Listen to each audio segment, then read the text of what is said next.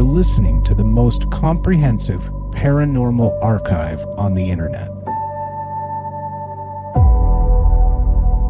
Welcome to Salsido Paranormal. I'm your host, James Salsido, and tonight I'm continuing my series review, The Book of the Damned by Charles Fort. As always, you can find all episodes of the show and links to social media and ways to support the show and friends of the show, including Jen, the Arcane Observer, who has her own channel and is the co-host of this show on the website, and that is salsidoparanormal.com. That's SALSIDO paranormal.com, and go from there. A couple things I always like to mention with these shows in particular. First, you and or I may not agree with everything that Charles Fort says. That is going to happen. It happened before, and it'll happen again. And that's just how it kind of goes when you're doing these kind of live readings. Also, there may be things in here that he talks about that were mysterious at the time that he wrote these books, which was almost 100 years ago, that are not so mysterious now, thanks to advances in science and all these other things that have happened over time. And the last thing is, as always, I apologize in advance for mispronouncing any names of places and or people. Words are hard, and not all of the words in this book are even in English, so that complicates things a bit. So I think with all that done, we can get back to this book here. And he's still talking about strange objects in the sky, so we'll continue on with that and see where we go from there. Getting to the book now, it says, in Nature 27-84, Capron says that because of the moonlight, he had been able to do little with the spectroscope, and they're referring to an earlier case here. Color white, but aurora rosy, in parentheses, Nature 27-87, close parentheses.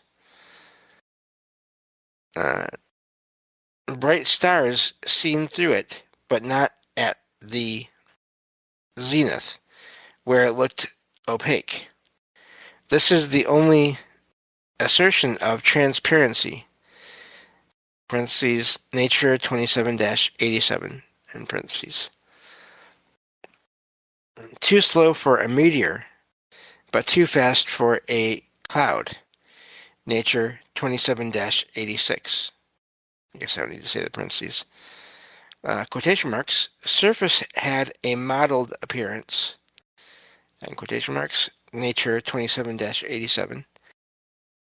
Quotation marks, very definite in form, like a torpedo, close quotation marks, Nature 27-100. Quotation marks, probably a meteoric object, close quotation marks, and it does have parentheses here, Dr. Braunman, Nature 27-296. Technical demonstration by Dr. Braunman that it was a cloud of meteoric matter, Nature 28-105. See Nature 27-315, 338, 365, 388, 412, and 434. And I know that we mentioned a lot of publications and a lot of numbers of them in these shows.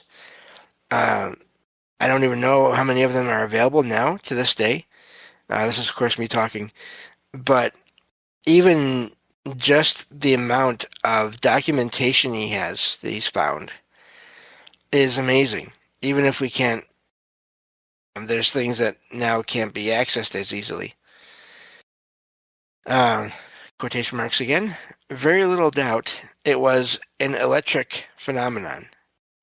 In quotation marks, parentheses, Proctor, knowledge 2-419, close parentheses.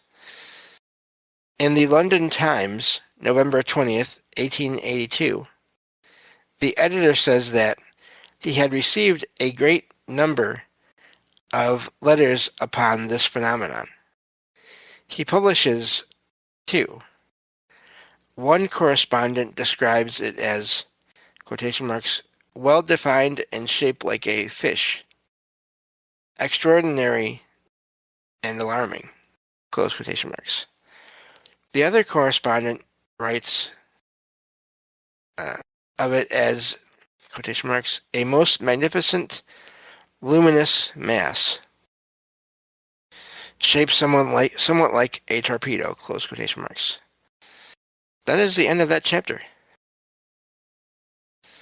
So that's fascinating. The whole chapter, and if you listen to the previous episode, I go into a lot more of that chapter, and obviously, and all kinds of sightings of things in the sky. Chapter 26. I think we're only 2 away from the end, I believe. Anyway, Notes and Queries 5-3-306. About 8 lights that were seen in Wales over an area of about 8 miles, all keeping their own ground, whether moving together perpendicularly, wow, horizontally or over a zigzag course. UFOs, anyone? That's amazing. They looked like electric lights, disappearing, reappearing dimly, then shining as bright as ever. Quotation marks. We have seen them 3 or 4 at a time afterward, on 4 or 5 occasions, close quotation marks. London Times, October 5th, 1877. Quotation marks. From time to time, the west coast of Wales seems to have been the scene of mysterious lights. Keep in mind, this is, again, 1877. Anyway, and back to the quotation here. And now we have a statement from Towan that within the last few weeks, lights of various colors have been seen moving over. Did I skip a page? No, okay. Moving over the estuary of the Dysynni River and out to sea. That's Dysynni. They are generally in a northerly direction, but sometimes they hug the shore and move at high velocity for miles toward Aberdovi, hopefully I say that right, and suddenly disappear. Let's see, this is in French, something scientific. 1877-45. Lights that appeared in the sky above Vence, France, March 23rd, 1877. Described as balls of fire of dazzling brightness, appeared from a cloud, that's fascinating, about a degree in diameter, moved relatively slowly. They were visible more than an hour, moving northward. It is said that 8 or 10 years before, similar lights or objects had been seen in the sky at Vence. London Times, September 19th, 1848. Now, so we're going back, which makes it seem even less likely it was some kind of airship. Because I know I've heard that airships and all that started around the end of the 1800s into the early 1900s. Again, I'm no expert on that, just saying what I remember hearing. That at Inverness, Scotland, 2 large, bright lights that looked like stars had been seen in the sky, sometimes stationary, but occasionally moving at high velocity. Again, scientific magazine publication, the title is in French. 1888-66. Oh, wait, did I skip? Let's see. Nope, okay. Observed near St. Petersburg, July 30th, 1880. In the evening, a large spherical light and two smaller ones moving along a ravine, visible 3 minutes, disappearing without noise. Nature 35-173. That, I don't even know how to say this name. At Iloilo, it's literally Yloilo. September 30th, 1886, was seen a luminous object the size of the full moon. It floated, in quotation marks, slowly, northward, in quotation marks, followed by smaller ones close to it. Quotation marks, the false lights of Durham, quotation marks. Every now and then, in the English newspapers, in the middle of the 19th century, there is something about lights that were seen against the sky, but as if not far above land, often most upon the coast of Durham. They were mistaken for beacons by sailors. Wreck after wreck occurred. That's terrible. The fishermen were accused of displaying false lights and profiting by wreckage. The fishermen answered that mostly only old vessels, worthless except for insurance, were so wrecked. Okay. In 1866, London Times, January 9th, 1866, popular excitement became intense. There was an investigation before a commission headed by Admiral Collinson. Testimony was taken. One witness described the light that had deceived him as, quotation marks, considerably elevated above ground, close quotation marks. No conclusion was reached. The lights were called the mysterious lights, quotation marks there. But whatever the, quotation marks, false lights of Durham, in quotation marks, may have been, they were unaffected by the investigation. In 1867, the Tyne Pilotage Board took the matter up. Opinion of the Mayor of Tyne, Tyne, quotation marks, a mysterious affair, close quotation marks. In the report of the British Association, 1877-152, there is a description of a group of, quotation marks, meteors, and quotation marks, that traveled with, quotation marks, remarkable slowness, close quotation marks. They were in sight about 3 minutes, quotation marks, remarkable, quotation marks, it seems, is scarcely strong enough. One reads of remarkable as applied to a duration of 3 seconds. These meteors, in quotation marks there, had another peculiarity. They left no train.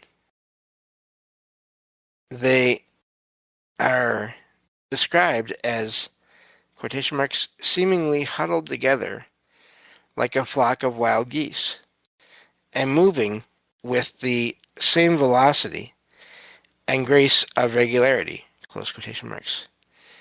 Journal of the Royal Astronomical Society of Canada, November and December 1913. That according to many observations collected by Professor Chant, that's an amazing last name, of Toronto, there appeared upon the night of February 9th, 1913, a spectacle that was seen in Canada, the United States, and at sea, and in Bermuda. A luminous body was seen.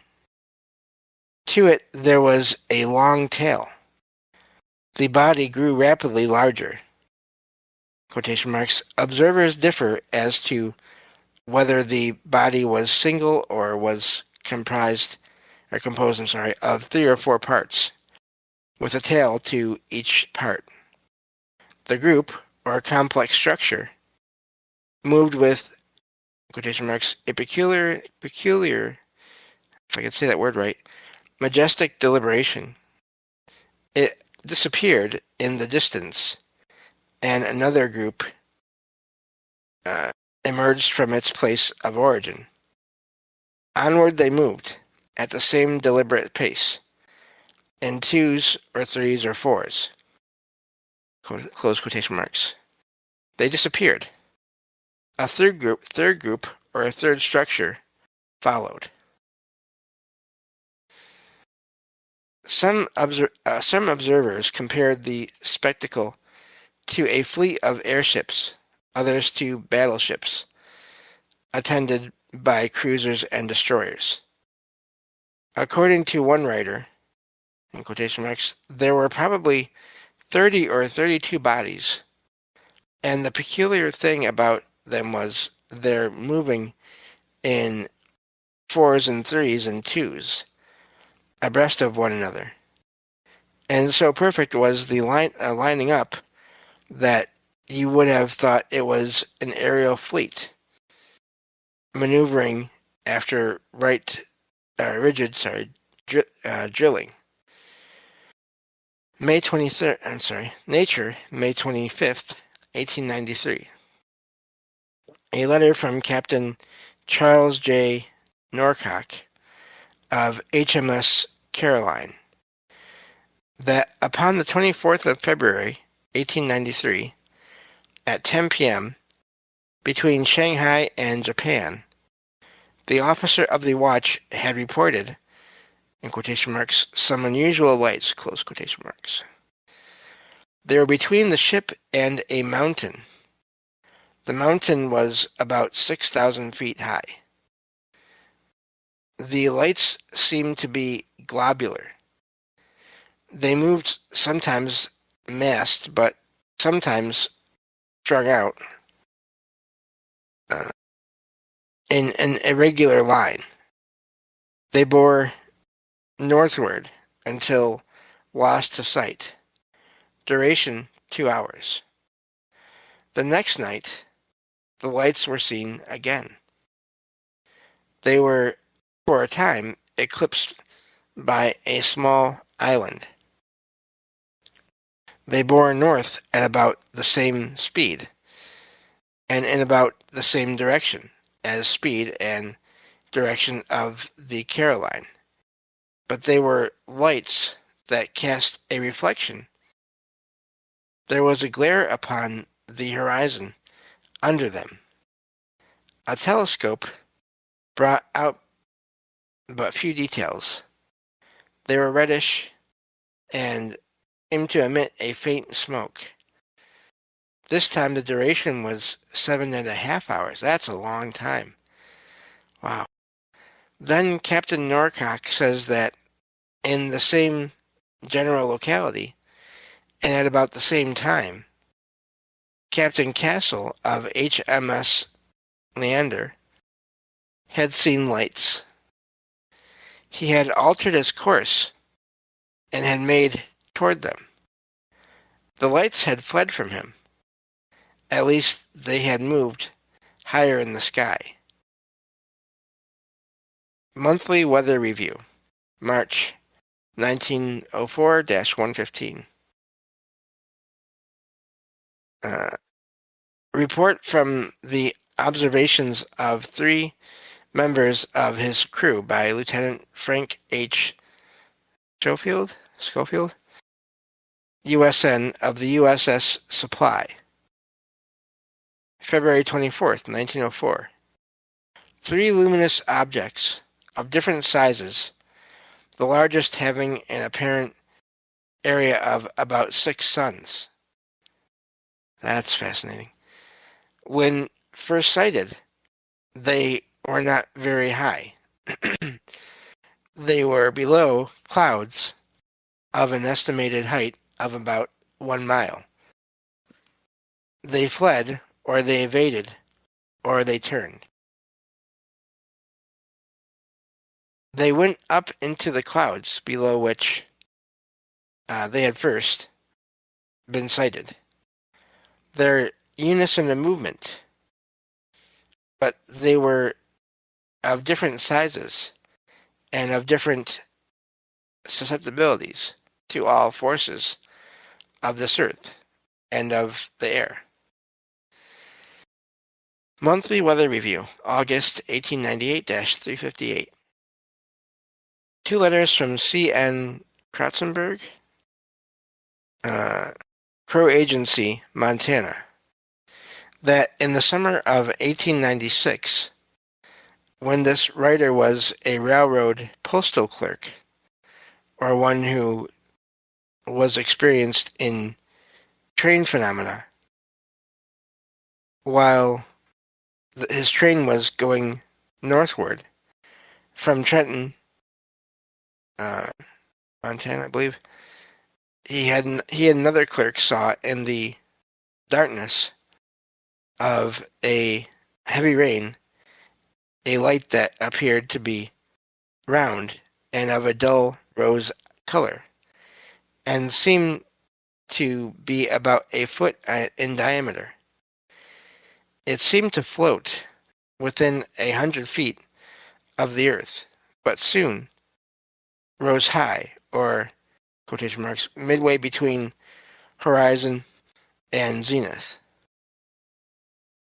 Quotation marks.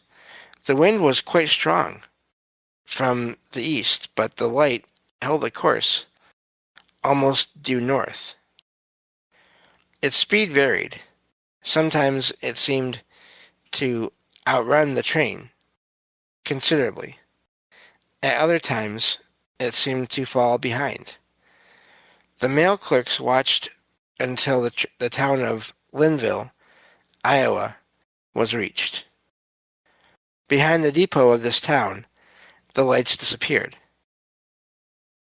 The light disappeared and was not seen again. All this time, there had been rain, but very little lightning. But Mr. Kratzenberg offers the explanation. It was ball lightning. The editor of the review disagrees.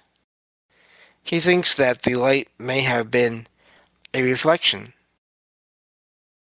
from the rain or fog, or from leaves of trees glistening with rain, or the train's light, not lights. Let's see here.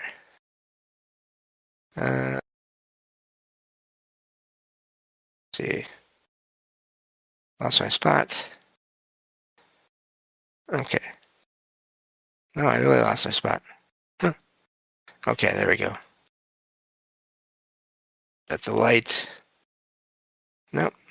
Lost it. Anyway, there we go. I found it again. But, that's okay. We are just about out of time here for this episode. So, I love that he's getting into lights here. All these sightings of odd lights. Because that's stuff that still continues to this day. But thank you all for listening, and I will talk to you all next time on Salsido Paranormal. Take care.